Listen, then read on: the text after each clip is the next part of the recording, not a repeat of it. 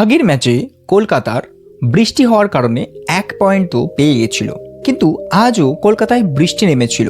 হয়তো আজও কেকেআর বা কলকাতা নাইট রাইডার্স আর একটা পয়েন্ট পেয়ে যেতে পারত, কিন্তু খেলা হলো আর খেলাটা খুব একটা খারাপও হয়নি। খেলাটা হয়েছে 20 ওভারেই। অজিঙ্ক্য রাহানে কলকাতার ক্যাপ্টেন, সে 24 বলে 41 রানের ঠিকঠাক একটা খেলা তো খেলে দিয়েছিল। ফিন অ্যালেন, যার খেলার অনুভূতিটাই অন্যরকম, সে 6-4 বাউন্ডারি ছাড়া খুব কমই বল টোকাটুকি করে, কিন্তু তাকেও সেইভাবে খুলে খেলতে দেয়নি লখনৌ বোলাররা। যাই হোক, ফিল অ্যালেন 8 বলে 9 রানে আউট হয়ে যায়। রঘুবংশী 33 বলে 45 রানের ঠিকঠাক একটা খেলা তো খেলে দিয়ে যায়। আসে ক্যামেরন গ্রিন, দুর্ধর্ষ 6 মারা এই প্লেয়ারটি 24 বলের 32 রান করে, মানে টি-20-র সেই রকম খেলাটা সে খেলতে পারেনি বা লখনৌ বোলাররা তাকে খেলতে দেয়নি। রোমান পাওয়েল 24 বলে 39 রানের বিধ্বংসী একটা পারি খেলে 4টে 4 এবং 2টো 6-এর দ্বারা। যাই হোক, রিঙ্কু সিং আজকে সেরকমভাবে একদমই চলেনি, 7 বলে 4 রান।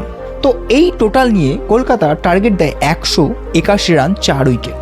তো ভেবে তো ছিলাম ফাইটের তো রান ছিল, হ্যাঁ 200 ওপরে করলে ফাইটটা ভালো হয়, চেষ্টা করতে অপোনেন্ট টিমের একটুখানি প্রবলেম তো হয়, কিন্তু 181ও খুব একটা খারাপ রান না ফাইট দেওয়ার মতো। তো এলএসজির মিচেল মার্শ 11 বলে 15 রান করে আউট হয়ে যায়।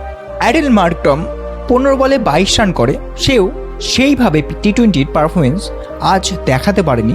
এলএসজির ক্যাপ্টেন ঋষভ পান্ত, সে আজকে 9 বলে 10 রানের ছোটোখাটো একটা ইনিংস তো খেলে, কিন্তু সবথেকে ভালো আয়ুষ বাদাওনি 34 বলে 54 রানের একটা দারুণ হাফ সেঞ্চুরিদায়ক খেলা তো খেলে দেয়।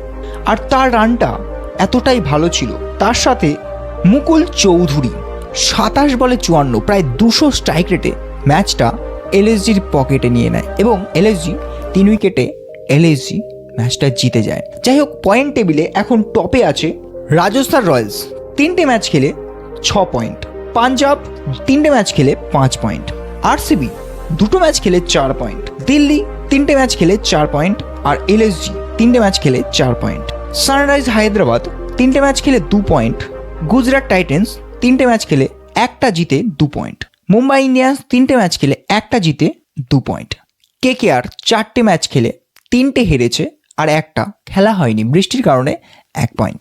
আর সিএসকে কিছু বলার নেই, যেই টিমটা সবার ওপরে থাকতো সেই টিমটা 3টে ম্যাচই হেরে গেছে, যার জন্য টপে থাকা টিমটা শেষের দিক দিয়ে টপেই আছে। ধন্যবাদ।